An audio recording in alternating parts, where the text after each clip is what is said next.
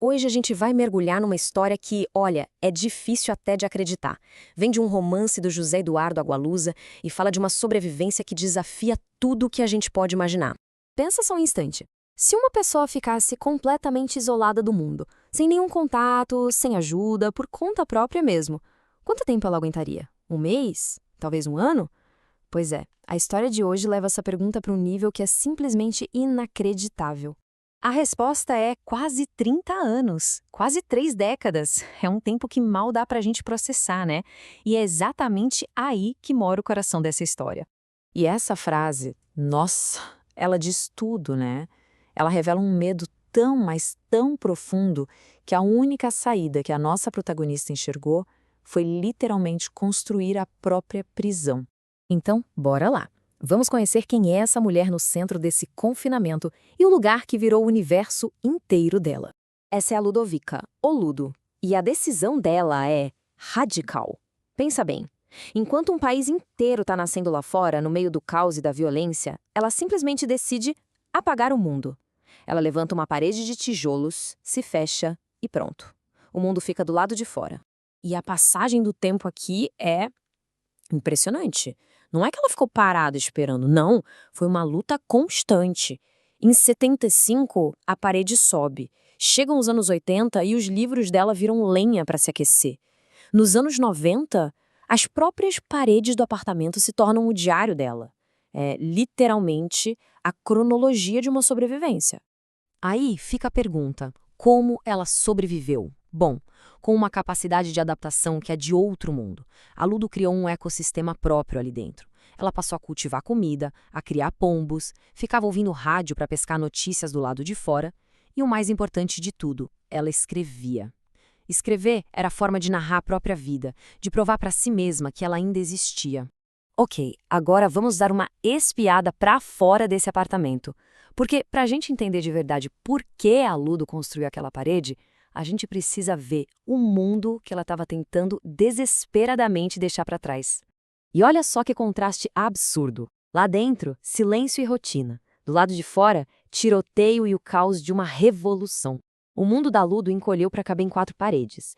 E esse isolamento pessoal, de certa forma, espelha o que acontecia com Angola, que também se isolava do mundo por causa da guerra civil. É quase como se uma nação inteira estivesse se emparedando, assim como aquela mulher.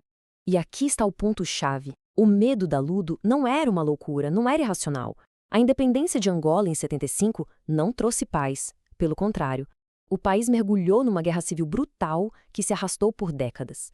Foi no meio desse turbilhão todo que ela decidiu se trancar. Mas a história é muito maior do que só a Ludo, sabe? O livro vai tecendo uma colcha de retalhos com a vida de outras pessoas. E todas elas, de um jeito ou de outro, acabam sendo tocadas por essa mulher invisível lá na cobertura.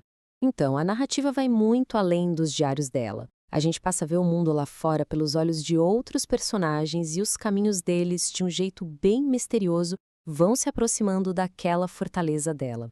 A gente conhece, por exemplo, um rapaz novo, um revolucionário que se mete de cabeça nos eventos turbulentos da história de Angola. E o mais doido é que ele nem imagina que tudo que ele faz ecoa ali perto, de uma mulher que está vivendo completamente fora do tempo. E tem também um investigador que está na caça de um assassino, e essa busca por justiça acaba colocando ele numa rota de colisão com o prédio que guarda o maior segredo de Luanda. Todas essas vidas, elas orbitam o silêncio da Luda. Só que nenhuma parede dura para sempre, né? Então vamos avançar para o momento em que, como era de se esperar, esse selo finalmente se rompe. 28. Repetindo, 28 anos de silêncio total, de isolamento completo. Esse foi o tempo que a Ludo passou escondida até o mundo lá de fora invadir a vida dela de novo.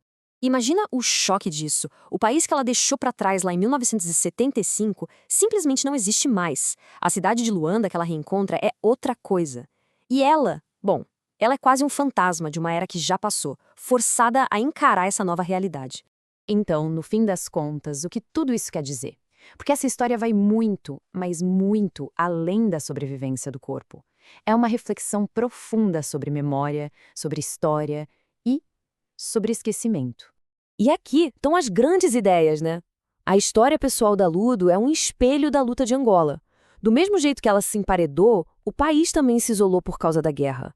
Do mesmo jeito que ela queimou os livros dela, queimou a própria história para poder sobreviver, o passado de Angola também foi destruído e reescrito pelo conflito. No fundo, é sobre como contar a própria história é a única arma que a gente tem contra o esquecimento. E essa citação, ela resume a alma do livro de um jeito perfeito. A Ludo, escrevendo nas paredes, estava, na verdade, preservando o seu próprio país particular, a sua coleção de memórias, enquanto lá fora, Angola lutava para construir a sua própria. E a gente termina com essa pergunta no ar. A história da Ludo quase se perdeu, quase foi esquecida. Assim como tantas outras histórias que somem no meio dos grandes eventos da história com H maiúsculo. E isso faz a gente pensar: que memórias, afinal, constroem a nossa identidade, seja como pessoa, seja como nação? E quais histórias a gente escolhe ou é forçado a deixar para trás? Fica aí a reflexão.